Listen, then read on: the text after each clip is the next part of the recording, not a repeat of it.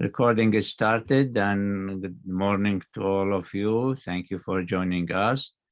And I know our great visiting professor, Fulbright in a full sunny day. This is great.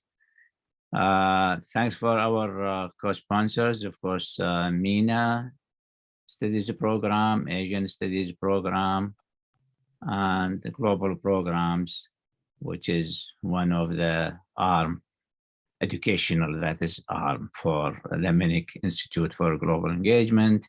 I don't think I need to introduce anyone here because we know one another. And I hope your students will attend. I invited my students to attend. This is really important, I think, presentations.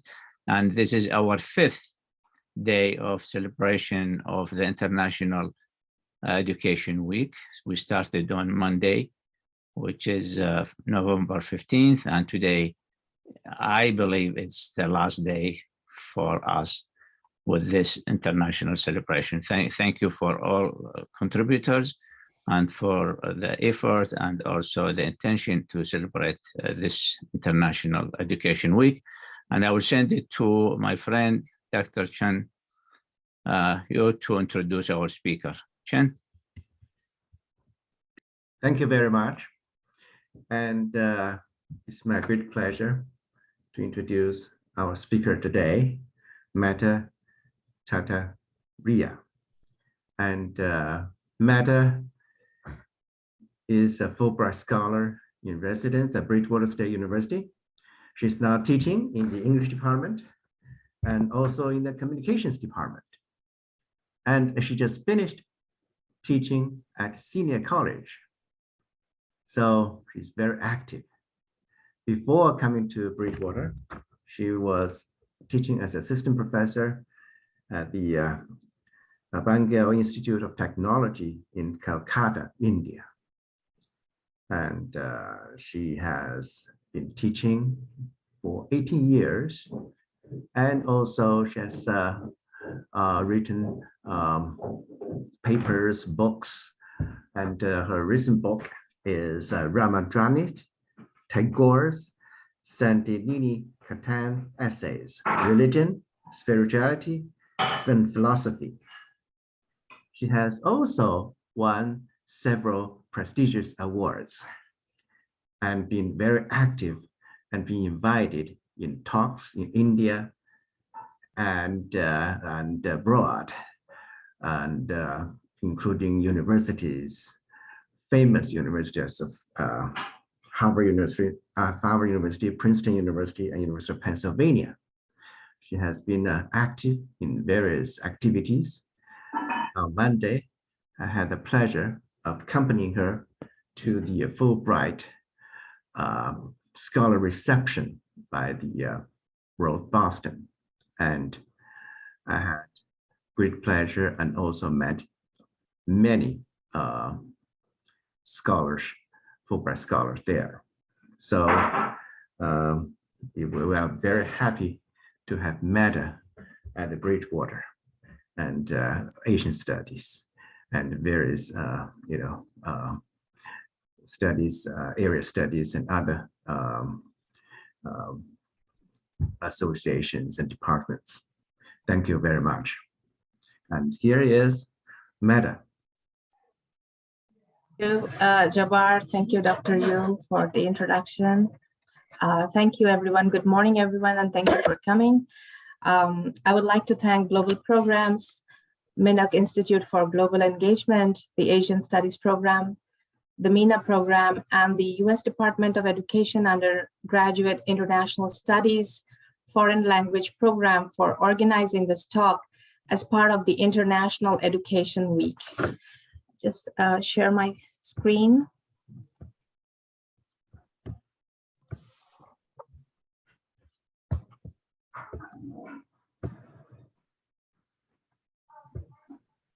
Okay. I'm going to speak on building global bridges via international film literacy. Films have been a source of joy and education since their inception, but sometimes teaching, learning, and watching films of a foreign country can prove to be challenging. My lecture will examine the challenges and benefits of bringing the global community together through international film literacy. It is not possible for everyone to travel around the world, but it is certainly possible to bring the world close to us. Films provide privacy and privilege to their viewers compared to the three-walled stage. In the live stage, one cannot rewind a scene, whereas the film gives the viewer the option to view a scene several times and have multiple experiences of the same scene through repetitive viewing. In a live play, there are no subtitles. If a member of the audience is not well-versed in the language in which the play is staged, that person will miss out on the entire discourse of the play. Donald Schlesinger, Executive Director, American Film Center, in his paper, The Film and Education, says about the film, I quote, "For our purposes, it is a simple means of communication which has the advantage of being able to appeal to the eyes and ears and the emotions simultaneously, and it has the disadvantage of being run at a constant rate which fails to take into account differential rates of learning. As a pictorial means of communication, it can be more an extension and organization of experience rather than a conceptual analysis," end quote. So a film is more an object of human consumption using the senses of sight and hearing and emotive powers rather than the power of dissecting the content of the film. Hence, it reaches the masses to a greater degree than any other media. Paul Falkenberg, in his essay, Notes on Film and Film History, says, I quote, "Film is a very democratic invention in that it always puts the viewer in the first row," end quote. So unlike in a stage performance, when the viewers watch a film on the screen of their laptops or on television screens or in movie theaters, it is the director who decides what the viewers should focus on, how much details would be revealed in a shot, how subtly it would be portrayed so that the viewers can see the director's vision to a certain extent. Now, I'll go to the benefits of watching film and how film brings everyone together. The film is a source of infotainment.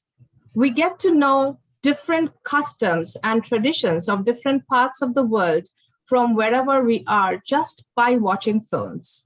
We know about history, as in Richard Attenborough's Gandhi, in Jodha Akbar, Ben-Hur, Odessa File, Operation Daybreak. We know about communal disharmony from films like Mr. and Mrs. Iyer, Firag, Ammu, Zakham, which means wound, and several other films. Bonding over films is a common factor. It is quite common among faculty, students, and people of all walks of life to bond over films. Films are considered to be social activators that trigger conversations even among strangers. It is not necessary that they would have similar ideas about a film, yet it is the film which will inspire the discussion. The famous film critic Philip French in The Observer wrote about the Indian filmmaker, Lifetime Achievement Oscar winner Satyajit Ray, and his first film, Pother Pachali, that means Song of the Road. And he writes, I quote, "One of the greatest pictures ever made," end quote. Another critic, James Berardinelli, speaks highly of the film. Yet, a famous film personality from India, who was also a representative of the parliament, Nargis Dutt, the heroine of Mother India, which is a very famous and important film of Bollywood, criticized Ray and said that the film was exhibiting India's poverty to the West. Bollywood films screened in various movie theaters. I'm going to give more attention to Bollywood because that's what I specialize in, basically. There are lots of movie theaters in the US, and they show Bollywood movies, they show Telugu films, which are running successfully in Cambridge, Massachusetts. And this reveals the validity of the statement that films help in bonding. Not only do Indians watch these films, but also do the Americans, who follow even the personal life of actors and actresses to some extent. In fact, I was having a discussion last week with a professor in Cambridge, and I was surprised to see the kind of resource he has about so most of the heroes and heroines. In fact, there are certain suggestions he gave me regarding certain new films that have come up, which are running in the hall, and they're Telugu films. I'm a Bengali. I don't usually watch Telugu films, but he said there is a movie theater in Cambridge that screens Telugu films. The main idea here is to strike a dialogue which helps in building bridges. Films enhance our knowledge of art and culture. Without watching foreign films, it would have been difficult to understand about the culture and traditions of people around the globe. A unique example would be the Bollywood films, depiction of weddings, festivals, traditional habits are all there in these films. The Indian diaspora learns about music, dance, fashion of Bollywood movies. People even forge lifelong relationships and friendships on account of it. Another such example would be to state a 22-minute film, The Violin, directed by Egyptian director Atif Hetata. It is a classic example of how music is used for communication. There is not a single word in the film. It is the music which communicates the film, the protagonist's feelings and emotions, her situations in life, and her attachment to her instruments. So let's take a look at it. It's not possible for me to show the whole film, but sorry.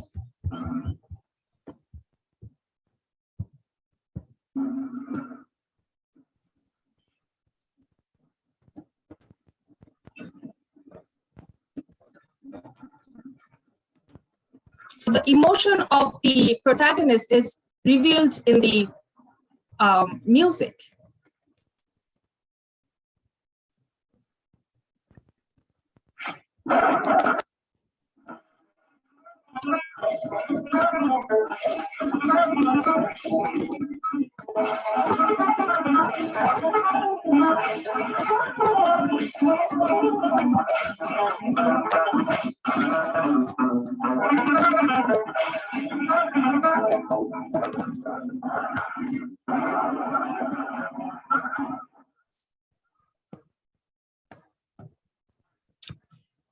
We will see a few more films by Satyajit Ray, clippings of these films, and it would show basically when Ray was criticized, it's not that he was actually exhibiting the poverty to the Western viewers, but he was actually trying to show the underprivileged conditions about a very interior rural village in Bengal. And there are certain things that he shows.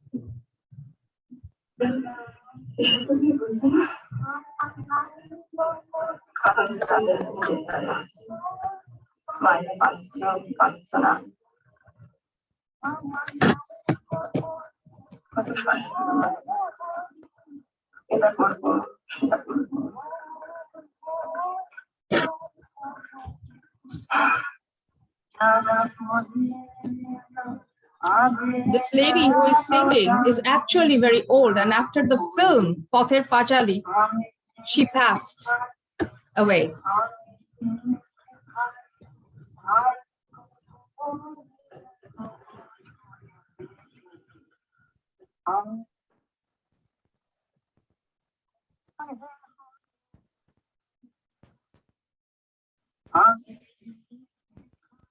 In the song, she is praying in a way that everyone has gone. She is the only one left of her generation. So she wants to be ferried across. So ferried across from life to death.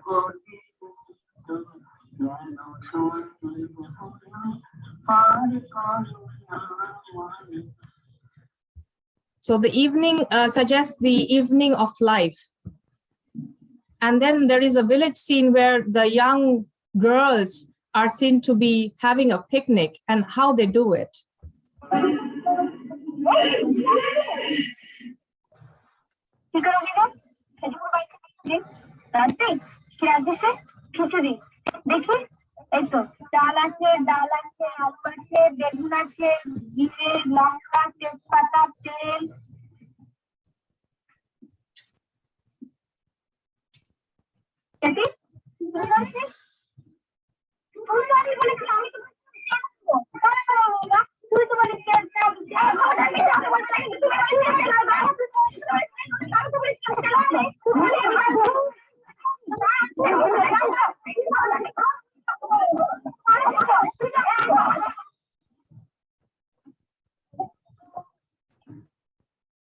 This is another film called The Stranger. This was Satyajit Ray's last film, and it shows the kind of discussions that elite households usually had. Here, the stranger is no one but the lost maternal uncle of the lady who is here. And the lady has never seen her uncle before. And so, like very civilized people, we are suspicious of strangers. So unless we see somebody, unless we know somebody, we do not want to trust and accept the fact that this person is the real person.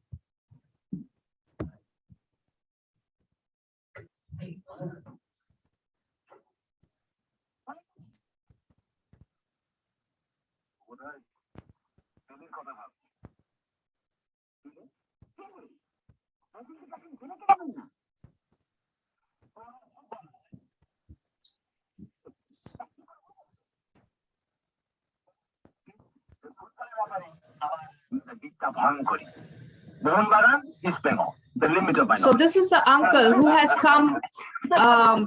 He's a very famous author. He's a researcher and he's very famous, but in his own home, it is seen that he's treated with suspicion.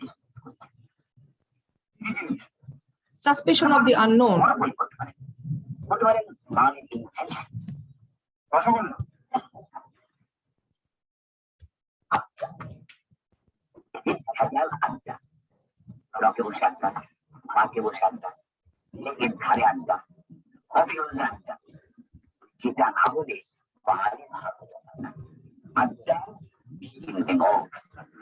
Allow me to contradict you, Mr. Rookie. Ask again. I had a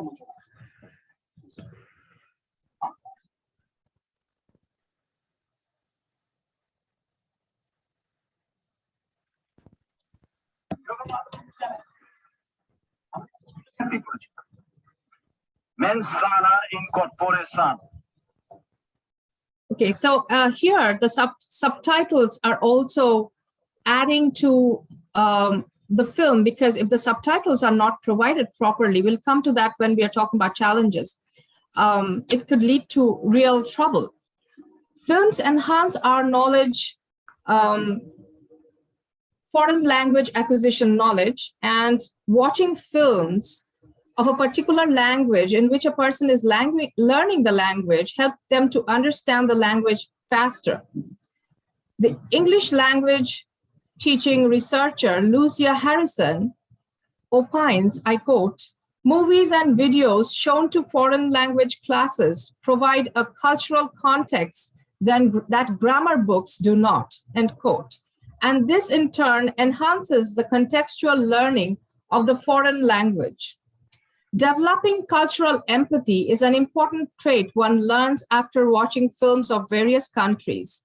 For example, in the Bollywood movie Kabhi Khushi Kabhi Gum, when the young boy sings the Indian national anthem, all the other characters in the film stand up to honor the national anthem. According to Grodel and Met, I quote, Empathetic understanding is probably the default mode of human engagement, building on the recruitment of the neural circuits used in our own firsthand experiences with a situation in order to understand and share the experience of another agent, end quote. So when we look at a particular character, whether on movies or we are sitting with others, looking at a particular character, we are developing bonds. We are developing a kind of relationship. We are accepting what the other person is going through, thinking it to be our own. So we are empathizing with the characters. Intercultural communicative competence is also increased due to this. And there are times we fail to understand certain behavior of people from other countries. But the moment we get used to a lot of films, we have watched a lot of films from other countries, we try to understand what it is actually that is happening instead of making fast judgments. Now we'll come to the challenges. Subtitles are sometimes very fast or too slow, at times inappropriately translated. I'll give you an example here where they stop the subtitles.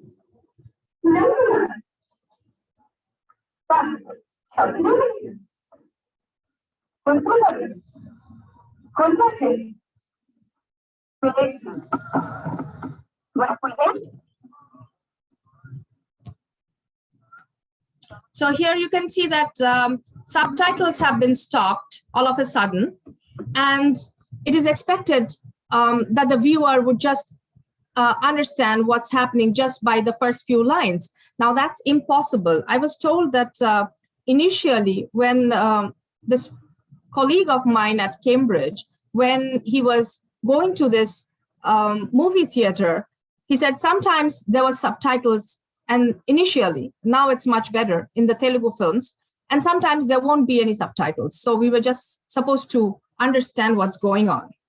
So subtitles have some hurdles to overcome, such as vocabulary and reading skills of the target audience of the film. For example, the subtitle for a children's movie need to consider the viewer's reading time, since most children do not read as quickly as adults. This may mean using age-appropriate synonyms, shorter words. At times, adults with moderate learning difficulty might also require more time to read. At times, subtitles serve as a noise in the channel and hamper the viewer or audience to participate in the holistic exercise of viewing a particular shot. Sometimes when a conscious choice has to be made regarding reading the subtitle or watching the action in the film, the meaning of what is being shown on the film, on the screen becomes more important, and the person starts watching the subtitle more than actually viewing the film. So this spoils the quality of viewership of the film. Cultural localization must also be factored in while thinking about subtitles. The UK subtitles for a French film might use the words lift, that means elevator, or lorry, meaning truck, words which may need to be altered for American audiences. Spoken language may contain verbal padding or culturally implied meanings that cannot be conveyed in the written subtitles. There could be technical issues while watching films on different platforms like Netflix, Amazon Prime, and other platforms where buffering, poor internet connectivity, poor film or sound quality might hamper the viewing. In some developing countries, internet connectivity and its costs are so high that people in villages or remote areas may not be able to watch films on YouTube or internet-based platforms. Sometimes films being screened in popular platforms require subscription, which students or people with lower income cannot afford, and this proves quite challenging. Sometimes, due to lack of infrastructure, especially in the third world countries, it becomes difficult for a teacher to even show a film in class. While teaching in a class or assigning a film in the syllabus, the faculty has to determine the exact nature of the content of the film. There are films based on propaganda. Filmmakers decide what they would make a film on. Educators or viewers have no direct say in the matter before a film is made. Regarding films with propaganda, I'll just analyze a bit of Tamil films. Preeti Mudaliar and Joyjit Pal refer to Hughes and says, I quote, Tamil films are unique among Indian cinematic traditions in their connection to populist politics, end quote. They opine that Dravidian politics, which is based on primarily atheism, look for several secular means to reach the masses. And the film medium provided a good opportunity to do so. Super cop movies in Telugu cinema or the use of film stars in political rallies and film stars contesting elections and winning them are instances of how propaganda is being used. I'll show you some of the posters of film titles in the US. And this would show how they are very popular. You have Malayalam film, which is from the South. It is Malayalam film with subtitles. You have Telugu films. You also have Tamil films. And you have other English Hollywood films. So that shows that in a regular a movie theater, you have these films show that there are viewership.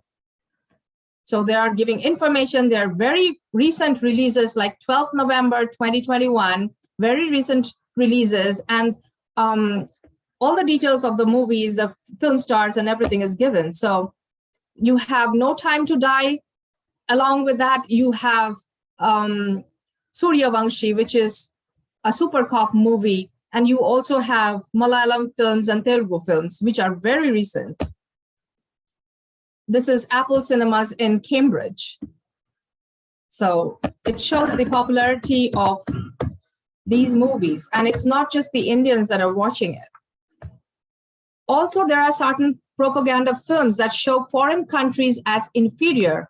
In fact, in West Bengal, where I belong, there have been many politicians, movie stars, come politicians who actually get a lot of votes and people really trust them because they have a kind of role in the films which are very positive, and people have this psychological belief. I mean, people in the villages and all that, that yes, this person is going to be very good for us.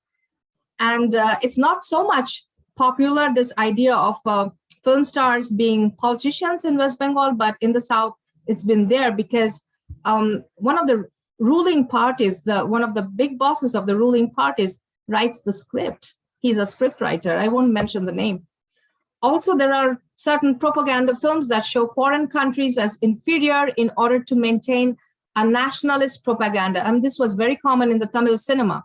Some Bollywood films also do that. And most Tamil films depicting Tamil diaspora always tend to show Indian culture as superior to Western cultures. Films like Nava Yuvan, that means modern youth, as early as 1937, was shot in London, and they wanted to show the superiority of India over the West. It shows the Tamilian protagonist returning from London to his Indian roots, showing his roots to be superior to any foreign country. Now, it's very funny that the Tamilian is going abroad. He's highly educated. It's going abroad. And then he's returning, leaving everything behind, as if because being in the home country is the best thing to do. This was kind of projected in a particular manner so that people in India who are watching the film will not really aspire to go abroad. They would be very happy in their own condition in India, thinking that we are doing a very good job here. So viewers need to exercise a certain degree of caution and not get carried away by propaganda.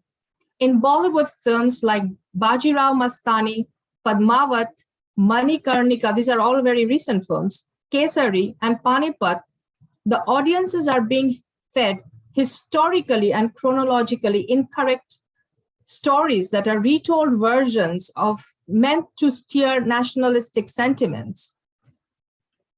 So these are some of the challenges of watching films that might distort the truth. So one needs to be careful. So in sum, the benefits outweigh the drawbacks of building global bridges via international film literacy. And there is a saying in Sanskrit, which is Vasudhaiva Kutumbakam, and it is a phrase which is found in the Upanishads, and it means the world is one family. So what better way of building global bridges via international film literacy? Thank you.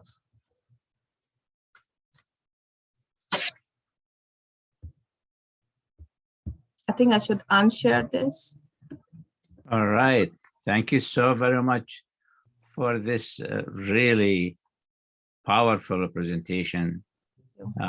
You know, combining visual elements or the film as cinematic language with the language in word. And I think you are so right in terms of the culture, especially in the United States, and certainly with my own students, that they really, I would dare to say, they hate to watch foreign films because of the fact that this is a subtitle. And so we started to educate them that, hey, this is another opportunity or window of opportunity to be exposed to other cultures, you know, by watching these films. And it needs two things: patience, to be patient, and to train your ears and your eyes to that. And one of the still recently I read an article about the challenges is really the subtitles, because now you have double or triple, you have probably 3 languages there, and so it's very hard for not just for students, for us also, even if we consider ourselves specialists, to follow that, you know, because you cannot see which the French or whatever other language or the English. So therefore, I think there is a new call for that, is to probably find a separation even with the technology, so you can mute one of the subtitles. Let's say if you have 3 subtitles, then you say only English or only you know, Hebrew or Arabic or whatever language. So thank you for mentioning that, and I would like to open the floor to any comment or questions to our speaker. Yes. Yeah, hi, Medha. So going back to something you said in the beginning about how sometimes with films, they can be so entertaining and compelling to our senses that it can be hard to make that step into analysis. So I'm just curious what some of your strategies are in teaching the films to help students go from just passively consuming a film to actively interpreting. Thank you for that interesting questions. What I tell my students is that you should look at everything critically. Don't believe in everything that you see. Try to justify and see. It can be difficult because initially I tell them that maybe you have to see a film twice. It may not be possible to see a film just once and then conclude critically what the film is talking about. So it's, especially with a Bollywood movie, it's very easy because you have song, you have dance, you have lots of new things, and it's very easy to absorb. It's very difficult to take it critically in the beginning.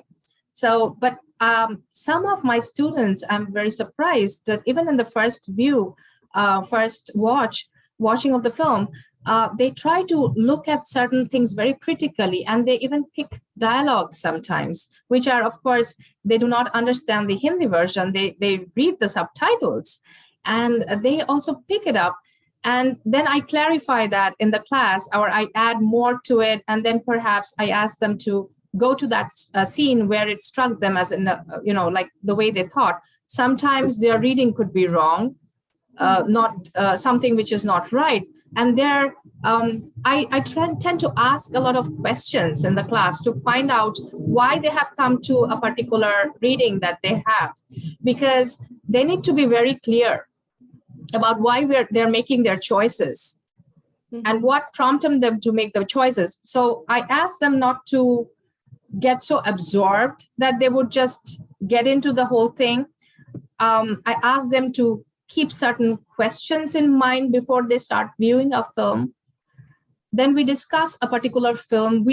Before they watch the film, we talk about this situation, the time, the decade. We deal with the decade first. And before they watch the film of the decade, they are already prepared with certain things that have happened. And then they go and watch the film. So there is a kind of distancing between, shall we say, their senses and I think more of the mind comes to play here in a way. And they are thinking more critically than emotionally. Perhaps if I would watch a Bollywood film, or when I go and watch a Bollywood film, I hear that people have said, oh, this is wonderful or that is wonderful. So maybe I would go and watch it. And then I might not be very critical like my students in class would be, because not knowing the language is helping them. For me, knowing the language is not helping, because in the beginning, the first view of the film might be like, I might just get into it. There is a risk. There is always a risk that I might get so absorbed with the film that I might not think too critically. I mean, there are things that would come to my mind, but I'm sorry about the noise outside. I think they're doing something.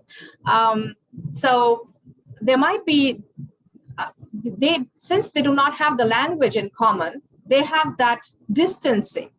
So I think that's an interesting question, because it made me think that maybe that's why they're doing it so critically in the first instance itself.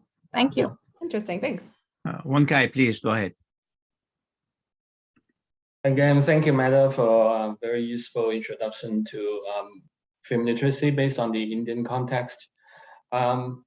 I particularly like the last part of your presentation about the role of films as a tool for propaganda and nationalism, especially looking at the South Asian and Indian issues. And I know, so I'm curious about how common, these problems exist in the current Indian film industry about, being political, or the issues of censorship, if there's dealing with Muslims issues versus Hindu and versus sort of the political atmosphere of the student protests against the regime and things like that, whether there's censorship or there's freedom for it, talking about these issues. So that's my first question. I just have a very quick follow-up second question, because you mentioned the Bengali films and there's Hindi, Bengali, Tamil, Telugu, and all these regional traditions. So for those of us who are not really a specialist in the films in India, how different are they for the film traditions? And I'm sure they share certain similarities for Bollywood films or other films that use the languages, but are there special characteristics that distinguish South Indian films, for example, from North Indian films? Thank you, Winkai, for these interesting questions. Let me answer your first question, or let me go to the last question and then come to the first question. So the second question that you asked, like, what are the dissimilarities and perhaps similarities? Well, there is something in India called the art film, where you don't, like the Satyajit Ray movie that I showed you is called the art film. So that's like something that's not part of the popular cinema. It's like more towards the classical art for art's sake. And when we talk about Bollywood, we're talking about popular cinema. But Bollywood right now is diversifying, and they are doing films that previously would be classified as art films. So they're mixing and merging and coming to a kind of hybrid sort of cinema, which are appreciated by the masses. And even the film going crowd is appreciating this particular new trend in the Indian cinema, because previously in the Indian cinema, especially in Bollywood, there was nothing like tragedy in the end. I mean, they would try to avoid tragedy, like in the concept of the Greek tragedy, because in Bharata's Natya Shastra, the ancient dramaturgy in India, there was something like happy ending all the time. So we would find in Bollywood films, the villains would either be arrested by the cops, or they would be beaten up or killed, or they would reform on their own, all right? They would be repentant. But now there are lots of scopes. Of course, there have been exceptions where there has been tragedies, but usually that was not the trend.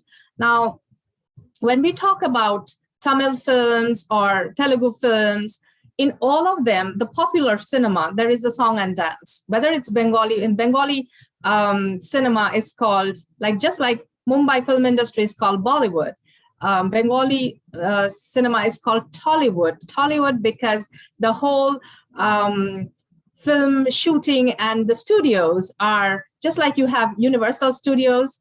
There, the studios are in a place called Tollygunj, the southernmost part of Kolkata. So it's called Tollywood. And so usually it's a very funny thing that we have the wood attached to the industry in most of the places. All right. So now to say why Tamil films are different, maybe Tamil and Telugu films, the languages are similar but not exact. They're all South Indian films. Then you have Malayalam films there too. But there are certain characteristics like right now the emerging super cop in Telugu films, they are doing wonderfully well because due to corruption, it has been said that the police maybe, they need to buck up. But those super cop films are showing that the police are doing exceptional job. They're doing more than great job. All right. So it's telling in a way, it's a propaganda. It's telling the viewers that everything is wonderful. So if you go to the police, you expect something like, Jackie Chan movies, like everything is good, wonderful, superhero, the cop, so everything is like you shouldn't be worried about anything. There is no corruption, nothing anywhere. All right. And of course, there is song and dance everywhere. There is an issue with the skin color in Bollywood. Now things have changed, but initially the heroes and heroines would have to be fair. You would know that, okay, this is the beautiful woman is the heroine and the handsome man is the hero. But there used to be a time where if they have a mole or if somebody is dark complexion or something, you have to take it, or he has a huge mustache, you would have to understand that this must be the villain, or he cannot be trusted, he's not too good. Bollywood has come out of that stereotype. I was teaching our students all these things, over the decades, how things have changed, and they have been making observations too. And they like the newer films because they can identify themselves with the newer films and the concepts. With the Bengali films, sometimes they are remake of South Indian films. So in a storyline, I would say there are lots of similarities. And culture-wise, they are more or less similar in terms of dressing, in terms of music, something which will do well in the South Indian scenario. Like they do a little bit of permutation and combination, and then they make the Bengali film. So the makers know what exactly the audience are looking for and what they would like, and which kind of audience. Is it the city-bred intellectual audience, or is it in the remote villages? Because I remember when we were staying in Nigeria, we hadn't followed much of the popular Bengali films. In fact, in those times, popular Bengali films may not be very fashionable to the city-going types. But they did wonderfully well in the villages, and the heroes and heroines really made a lot of money. All right. Just by doing those films. There were sequels. I'm talking about the Tollywood, that is the Bengali film industry, popular film industry. Of course, right now, everything has changed quite a bit. Everything is for the city-going public, and also for the public which is outside the town. maybe for the rural public as well, but there are a lot of intellectual films being made and being appreciated.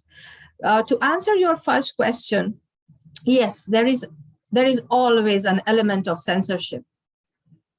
There have been lots of films, I mean, several films, maybe not lots, but several films which were banned in India, but they were played in the US or South Africa, and they were sold and distributed, and they did pretty well. And later on, they were accepted with a lot of cuts in the Indian film scenario.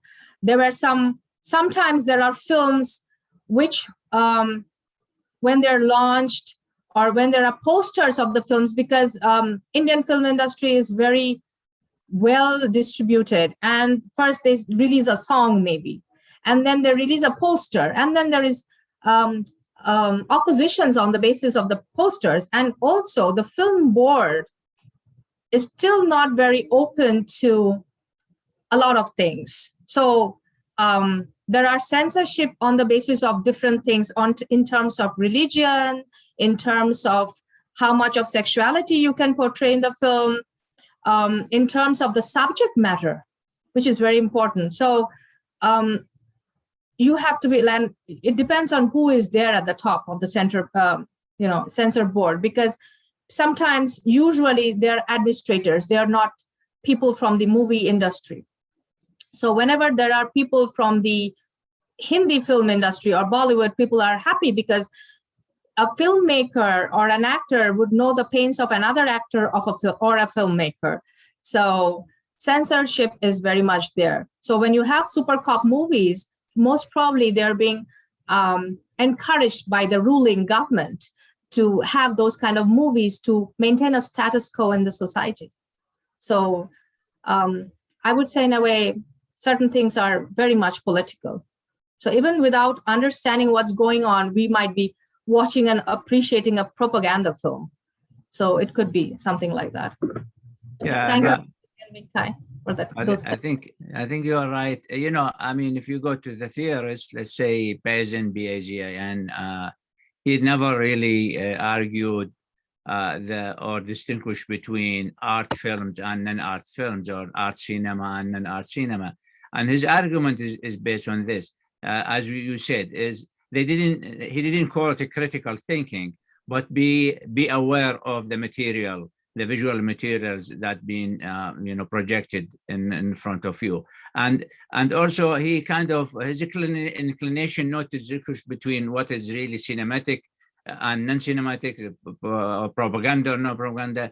He usually encourages the viewers also to compare it with a documentary film, because documentary film is based on materials that exist.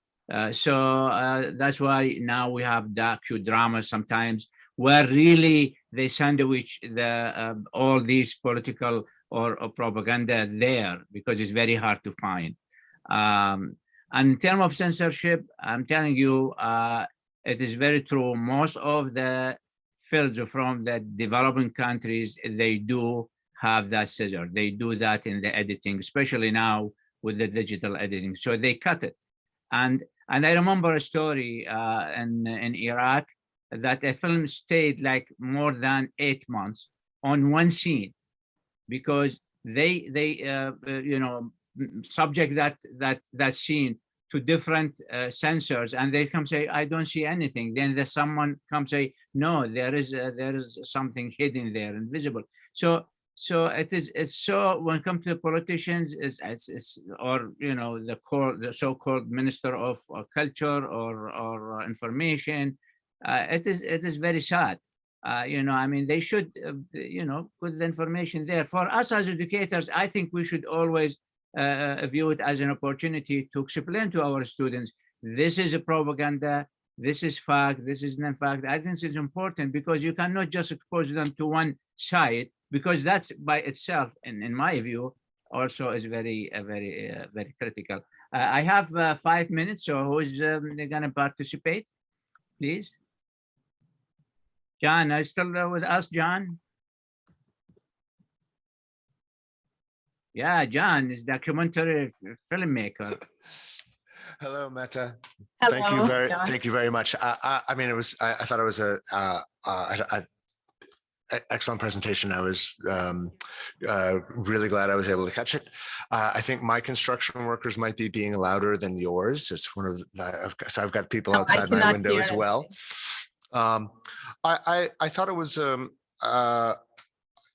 interesting to talk about the way that in teaching films, you make ways of finding subtitle films and films that were that where your student audience or the audience in general is not familiar with the language.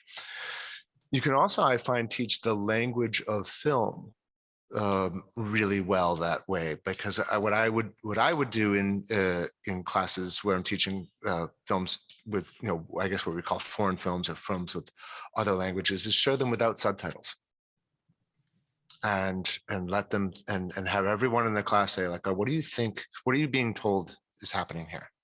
And how is it emerging? And then, after everybody gets a response, we bring them in and say, like, oh, right, okay, you're really learning to see film as an art form when you're watching something that is in another language than if you're just, it takes one level of the warm bath away or takes the temperature down in it. So I found that very interesting. I think that's very interesting, John, because there was a time we did not get the subtitle of a film, I think. So there was no streaming link for that particular film. So you had to go to the library to see that film. And I think it was Paradhan. And then one of my students managed to get it online, either on YouTube. Yes, they experiment, I think. So they saw it without the subtitle. And then I said, okay, fine. So what did you understand by what you saw?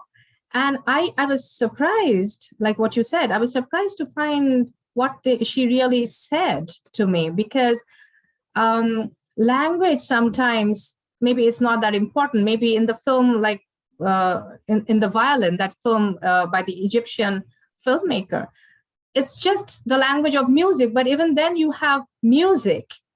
So I mean, one can understand the different ways music function, but here it's totally a different language without a subtitle.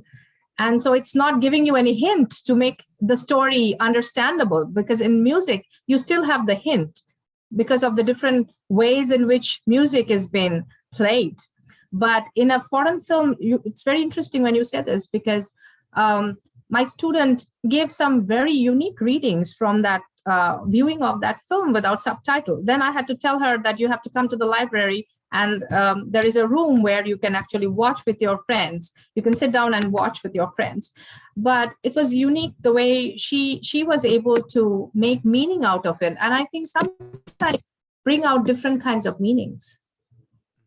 Some meanings that you don't even think about when you're actually watching the film and you're reading what is there. Because it's true, when you read, it's already been provided to you. So you are channelized to think in a particular way. Whereas when you don't have anything to read, you want to make a meaning out of it, then you are forced into thinking. So I think that's when Lise was talking about how do you make them think, or how do you make them not get involved emotionally. I think that was also one of those points, yes.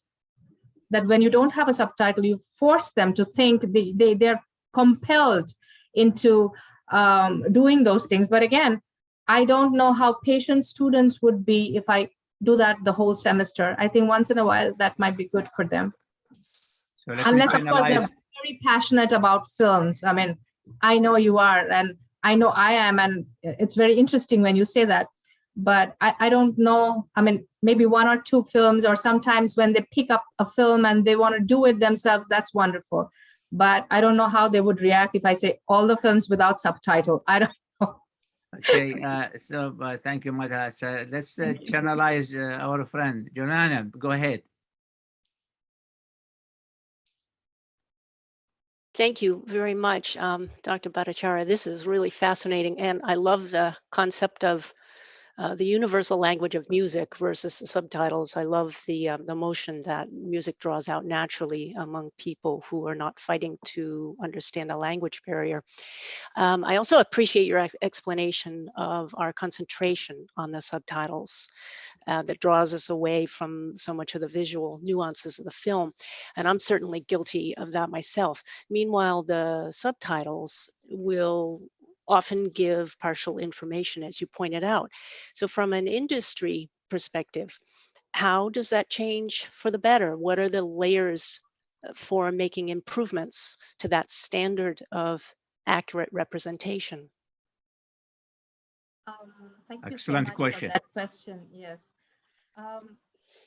I think, like I showed you a Satyajit Ray movie where there was a background sound and background singing. And then the lady was speaking to her husband, telling her about the grievances she has because she did not get what she expected out of the marriage. And she had a lot of wishes which were unfulfilled. And then it goes to the elderly lady, her aunt-in-law. And then she is also making her grievance. Now, the whole mood of that song, and the song again not being subtitled, when the lady was, the young woman was speaking, these two things, it just struck me that it could have been made better. Maybe there could have been a parenthesis where the translation of the song would have been put, or because, or maybe some other text. Maybe sometimes they say, I have read subtitles like when the song is going on, they say song. So that means the song does not require any subtitle. And any Indian movie, the song is filled with lyrics. So the song takes the movie forward. So it takes you 10 years, 20 years forward sometimes. So if you lose out on the lyrics, so that could be problematic. Maybe the translation has to be done in such a way that one could convey the meaning, because sometimes I see that padding is erased. Sometimes you need that verbal padding just for the emphasis or for the viewers to understand what's going on. And sometimes the philosophical thing has to be there, because when this song had the subtitles, there was no philosophy behind it. So a person not well versed in Indian philosophy or the concept of evening and ferry across. What does ferry across mean? I am a Bengali. I am. We have to cut it right there. I'll make it short. Yeah, I'll make it short. So yeah. So I just want.